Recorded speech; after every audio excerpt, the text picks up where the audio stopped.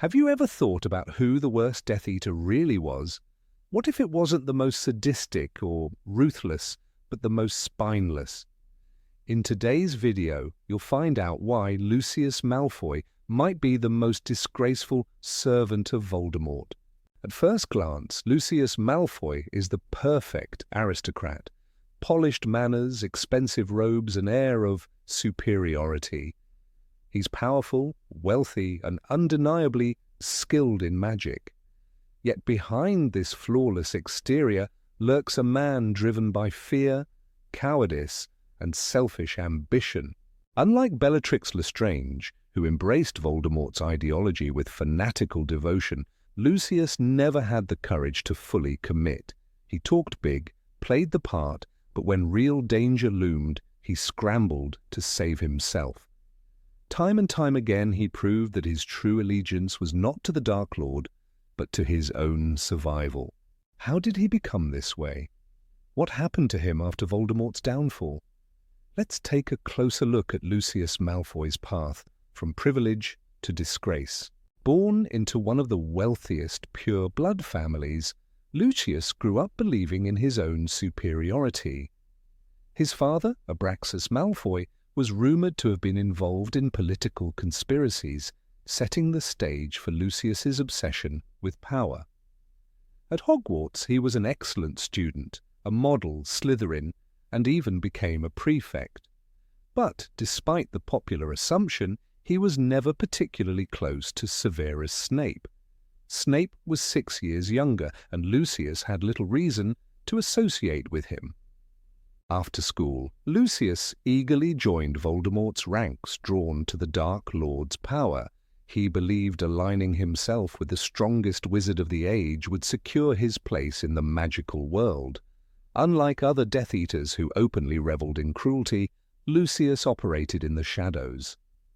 He used his wealth and influence to manipulate people rather than fight on the battlefield.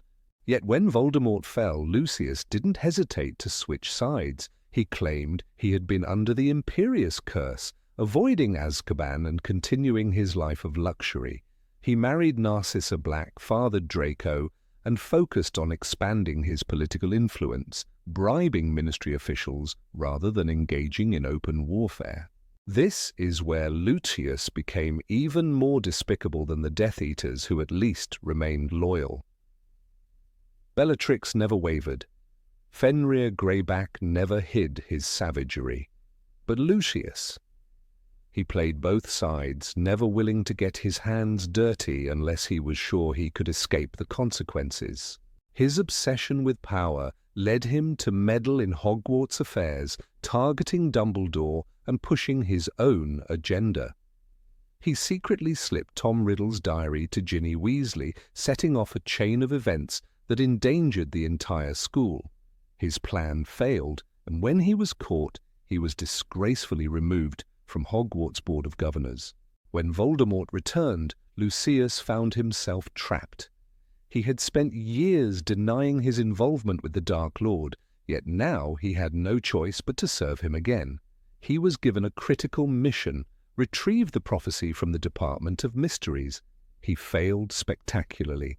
Captured and imprisoned in Azkaban, he lost everything: his wealth, his status, and, most importantly, Voldemort's trust. When the Dark Lord freed his captured followers, Lucius returned home a broken man. His once magnificent manor became a Death Eater headquarters, and he was no longer a powerful leader, but a disgraced servant. Voldemort humiliated him at every turn, taking his wand, stripping him of his dignity, and treating him like a worthless pawn. By the time of the Battle of Hogwarts, Lucius had no fight left in him. While others stood their ground, he abandoned the battlefield to search for Draco.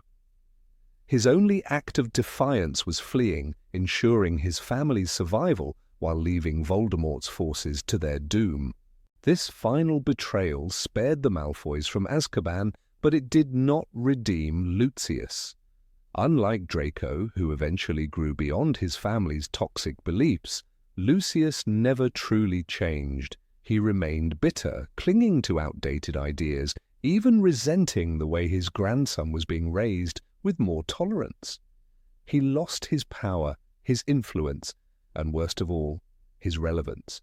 In the end, Lucius Malfoy wasn't the most dangerous Death Eater. He wasn't the cruelest, the strongest, or even the most committed.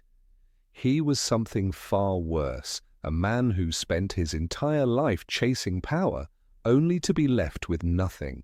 The fall of Voldemort shattered the world of the old pure-blood families.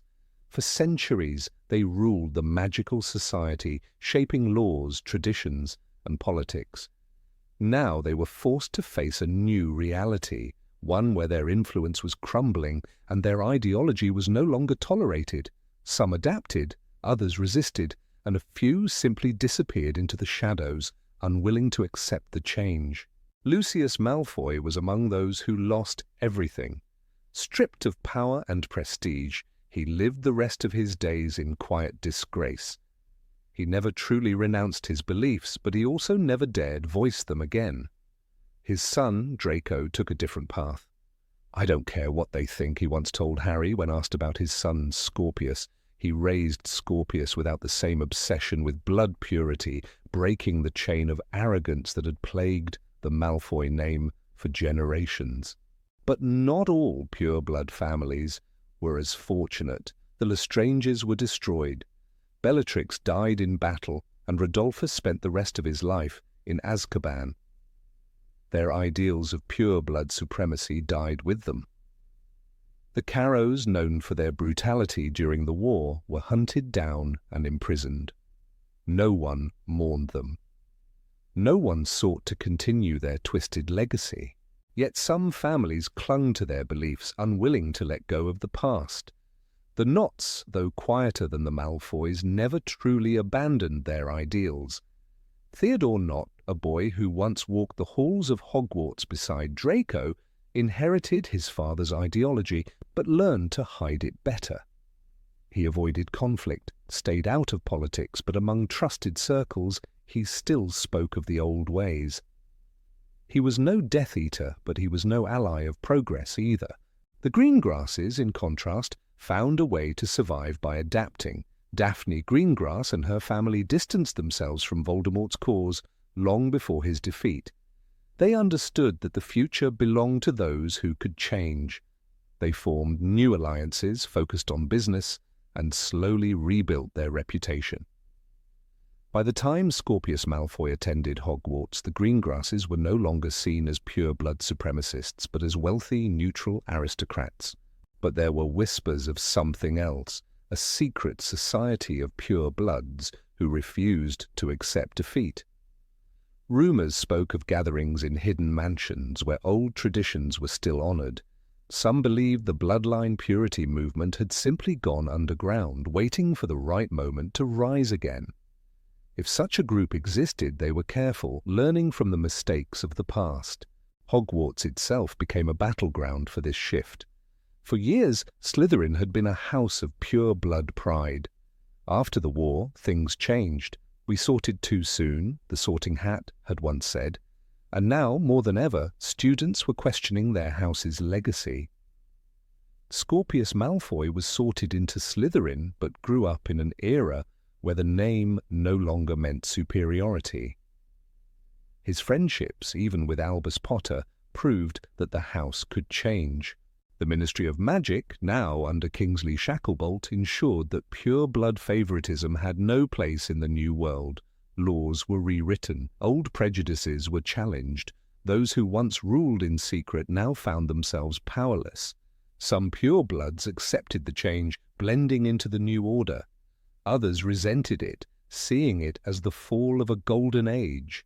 But history has a way of repeating itself. Ideologies never truly die. They lie dormant, waiting for the right circumstances to return. For now, the pure-blood movement is broken, but will it stay that way forever? That remains to be seen.